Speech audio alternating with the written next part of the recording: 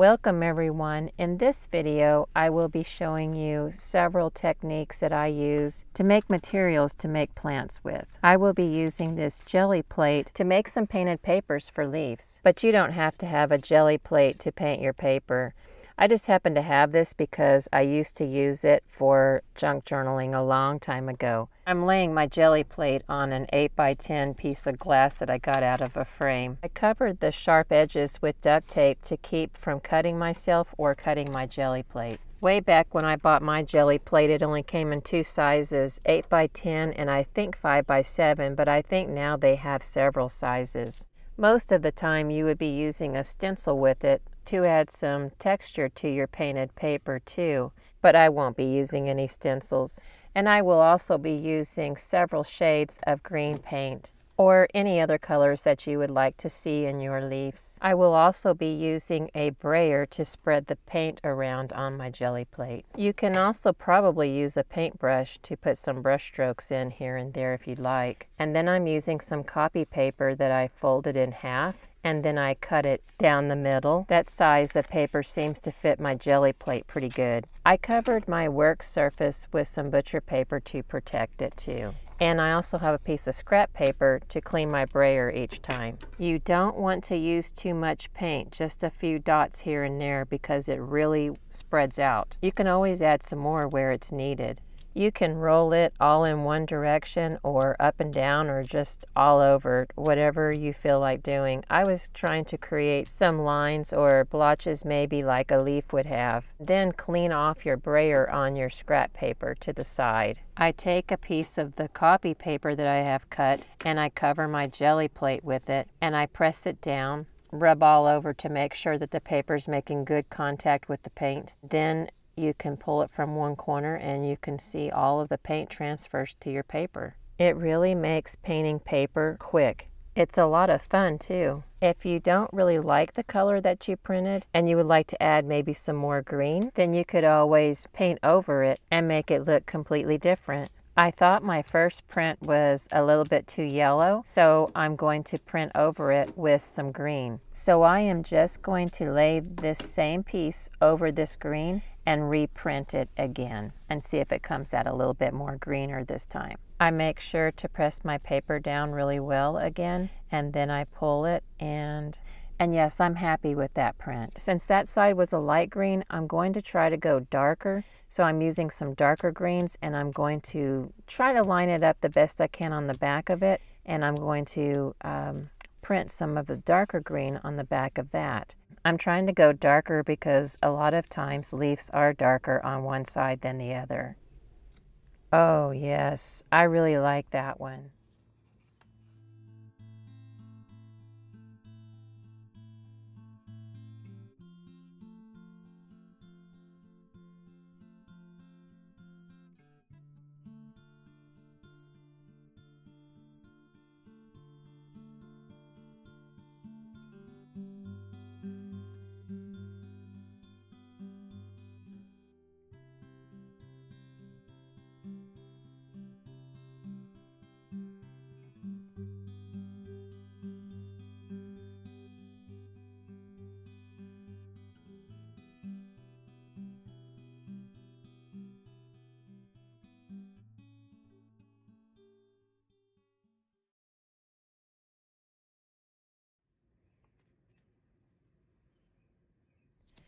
Now this paper I'm just painting with a paintbrush, and I did put a little bit more paint down because you can't spread it as thin on the paper as you can on the jelly plate. And this one I decided just to put horizontal brush strokes. When it was dry, I made sure to paint the back too.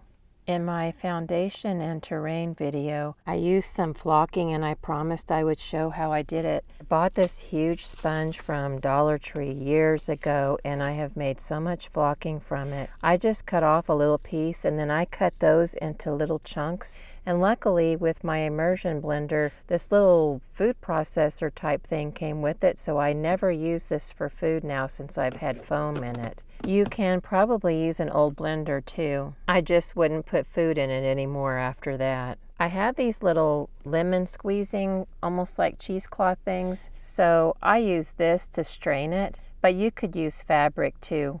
A bigger piece, of course, and just put it in the middle and then bunch it up and squeeze it out. I usually do this at my sink. I just get little spoonfuls of it or try to hold it open with my finger and pour the foam and water solution in there, and then I just wring it out really well. I could color this all one color, but I think I'm going to make 3 different colors. I've noticed that when the foam is wet, it really sticks together and it's hard to see how fine it is. For this next part, you may want to wear gloves. I'm okay without gloves because I don't have really nice fingernails. I just put small amounts of the paint in. I start blending it in with my fingers, and I just add a drop or 2 here and there. I don't want to add too much paint because if you add too much, when it dries, it will feel really hard and kind of crusty. And then I just squeeze it out the best I can, and then drop the foam onto whatever you're going to dry it on. I've noticed that it doesn't really stick a lot to this paper that I lay it on. And while it's drying, I go over once in a while too, and I stir it around to help the sponge dry out. And here's how it looks when it's dry. It's pretty loose, and there's some small pieces. Some are a little bit bigger than others. And I made several colors, and I also made sure to make green, because you never know if you want it for hedges or something. Now I'm filling all of my pots with some styrofoam. The styrofoam is called Oasis. It's really soft. It holds water, but we're not going to use it wet. But I like how it cuts really easy. I picked mine up at Dollar Tree long ago again, so I'm not sure if they still sell it, but I do know that Hobby Lobby carries it in their floral department. If I'm going to be making several plants at one time, I like to go ahead and get this step out of the way and have all of my pots filled with the styrofoam. Since I work in 1/16 scale, I was having an idea about using this rope like I did in my foundation and terrain video. Instead of making it be the plant that you can see, I'm going to use it more like an armature. I know that this won't work for all plants. I'm okay if it just looks like a plant and not a real life specific type of plant. So it may or may not work for you. It's a weird experiment that I need to try. If this experiment is successful, I'll keep some of those on hand for the next time.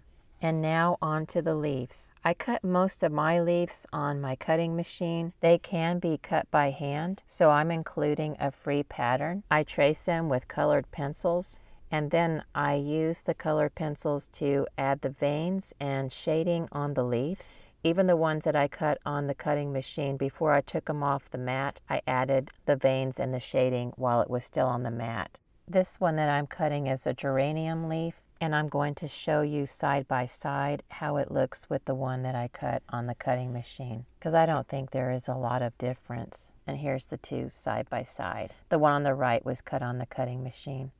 This leaf was highly inspired by the African mass plant. I used white paint to paint the veins and the details on the leaf, and I traced it with the green colored pencil. And just like before, the ones that I cut on my cutting machine, I left them on my mat and I painted the white on before I removed them from the mat. The one on the right was cut on the cutting machine. I can't recommend this glue enough. It is perfect for when you're making plants because it really does grab quickly.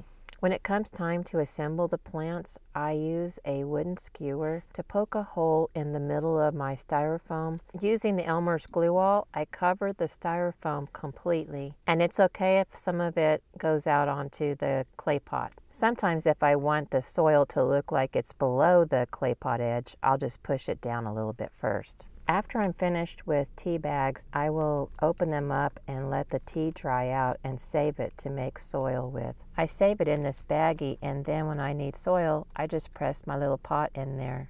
Taking one of my rope armatures that I made, I cut it in half, and some of them I colored brown and some of them I colored green. And all I did was, you may not like this, but all I did was use my fingers and I smushed the paint into the fibers. And now I'm just kind of fluffing it up to spread out the little branches. Here I made a green one. I'm really excited about this experiment, making this armature this way and not using the wire. I really hope it works. I figure that I probably need to trim each one of these too. Maybe make them all look a little different or some taller or some shorter, and near the base of the plant I cut the fibers a little shorter. To give the leaves some shape instead of just being flat, I use my large ball stylus and I just press it either from the front or the back. I put a little bit of the fast grab glue in my paint pan, and that way it's easy for me to just dip the leaf, the edge of the leaf into it, and then stick it onto the armature. I tapered the armature a little bit more at this point before I glued on some more leaves. I think that it was a success. I think it worked. It looks like a plant to me. I think I'll try a little bit more experimenting.